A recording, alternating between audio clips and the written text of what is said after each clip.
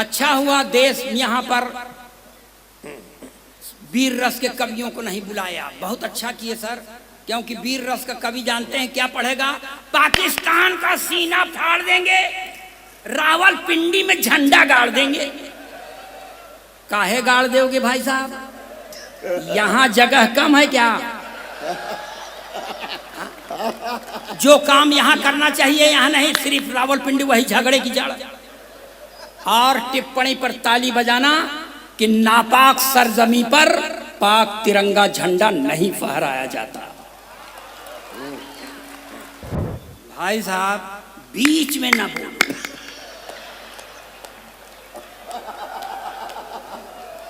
बीच वालों से हमारी जान उठ गई है। कोई भी शुभ काम होता है बीच वाले चले आते हैं। अब बीच में न बोलिएगा, नहीं ऐसा शराब दे देंगे कि भोपाल में पैदा हो जाओगे और यमेले हो जाओगे। सर देखिए, ये भी औरतों के ऊपर बहुत निष्ठा नहीं रखता था जो मेरे पहले आया था, मैं भी नहीं रखता। सर जब मेरी शादी हो गई थी तो 4-6 बरस के बाद मैंने अपनी पत्नी से कहा कि हमारा आपका पट नहीं रहा है। तो पत्नी ने कहा पट नहीं रहा है तो क्या करबे? हमने कहा करेंगे क्या, दूसरी शादी करेंगे। उसने कहा दूसरी शादी करेगा आपन मुंह देख। हमने कहा शादी से मुंह का क्या संबंध? हमने कहा तू मेरा मुंह मत देख, मेरा कॉन्फिडेंस देख। तो मैं फुल कॉन्फिडेंस का कवि हूं। आप लोगों के चरणों में अपना प्रणाम निवेदित करता हूं और यहां से चालू होता हूं। एक चीज और बता दें सर, हम सरकार के एक नारे के सख्त खिलाफ हैं बाबूजी, जिसमें सरकार कहती है नारी सशक्तिकरण। नारी सशक्तिकरण का मतलब पुरुष अशक्तिकरण।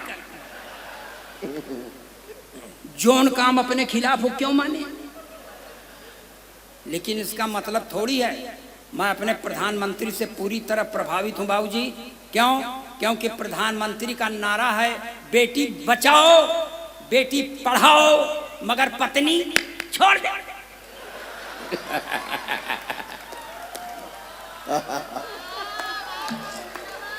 वाह। और आपको बता दें, प्रधानमंत्री बनने के लिए ये सब करना पड़ता है। इंदिरा जी ने अपना पति छोड़ा था, प्रधानमंत्री हो गई। उससे कम है क्या?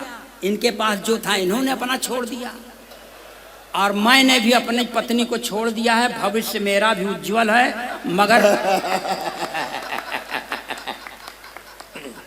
मगर कोई पद खाली नहीं है। फिर बीच में बोले गोरखपुर में पैदा कर दें क्या? अब सुनिए भाई मेरे दोस्त, मैं आपके लिए आया हूं। जब मैं खुद कुत्ते की तरह माइक पर बोलने के लिए खड़ा हूं, भौंकने के लिए, तो मेरी भूमिका से मेल मत मिलाओ दोस्त।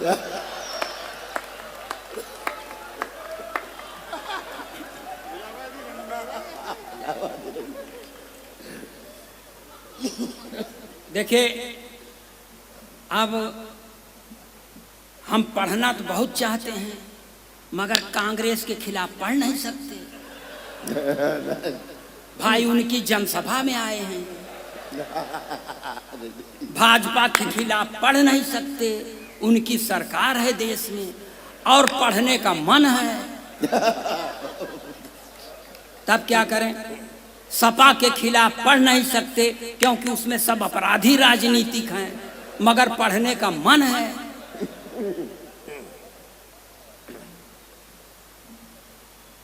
काहे भाई साहब, किसी को सहेजने चले गए क्या? हम तो परेशान है भाई साहब। छत्तीसगढ़ है, आगे पीछे दोनों तरफ से गढ़ दें तब।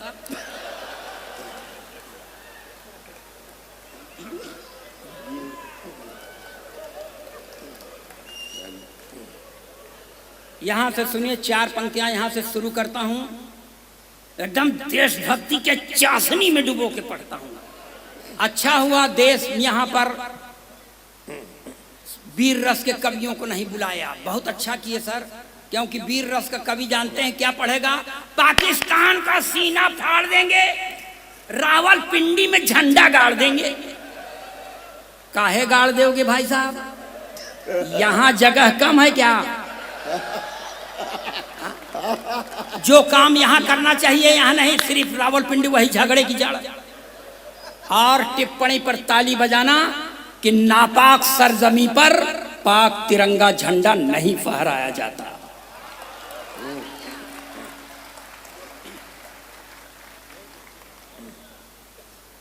अरे कुल चीज बढ़िया ही तो है हमारे पास, बस आप सुनिए मन लगा के। और वीर रस कवि सर क्या पढ़ता है कि आजादी को पटेल और सुभाष चाहिए। कहां से लाओगे? अब मान लो आ गए सुभाष चंद्र बोस, तो कहेंगे तुम मुझे खून दो, हम तो नहीं देंगे। जो पाव 1.5 पाव बचा है वही चूस के बैठ गए, तो घर वाले क्या करेंगे?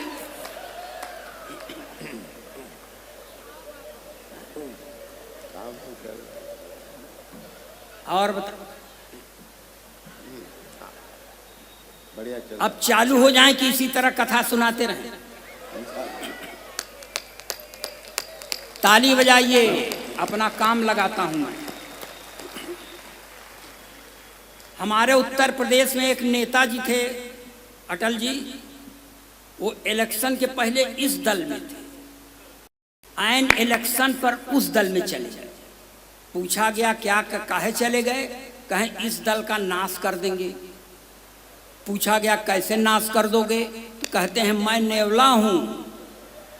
तो 4 पंक्तियां उस नेवले की ओर इशारा करता हूं। अगर आप 4 पंक्ति के बाद हमें भरपूर समर्थन देंगे तो 5वीं पंक्ति पढ़ेंगे, नहीं कसम खा के नहीं आए।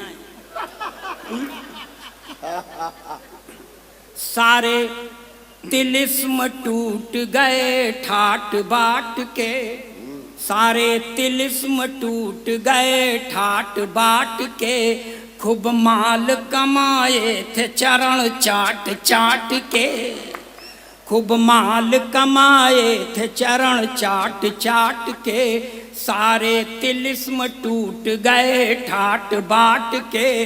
बीजेपी को तो सांप खुद को न्योला बताते, बीजेपी को तो सांप खुद को न्योला बताते, धोबी के कुत्ते हो गए घर के न घाट के। ये कौन नेताजी थे सर, आपको मालूम हो गया? कौन? राजभर स्वामी प्रसाद मौर्य।